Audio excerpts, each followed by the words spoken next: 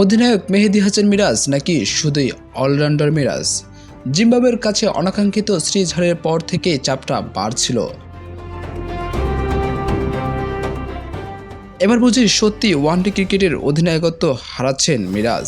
শেরেবাংলা স্টেডিয়ামে বিসিবির গুরুত্বপূর্ণ বোর্ড সভা, আর সেখানেই উঠতে যাচ্ছে সবচেয়ে বড় সিদ্ধান্ত, সাদা আর লাল বলের ক্রিকেট আলাদা করার মাস্টার প্ল্যান। টি-20 স্কিপার লিটন দাসের হাতেই কি তবে উঠতে যাচ্ছে ওয়ানডে ক্রিকেটের আর্মব্যান্ড? সব হিসাব নিকাশ কিন্তু সেই বার্তায় দিচ্ছে।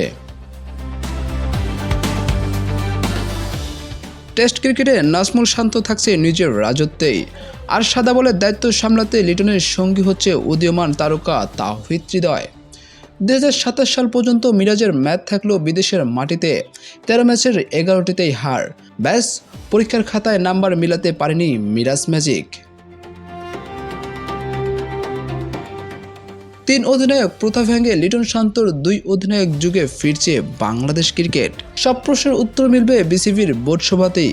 তবে ক্রিকেট পাড়ায় জোর গুঞ্জন, অধিনায়ক মিরাজের সময় কিন্তু আসলেই শেষ।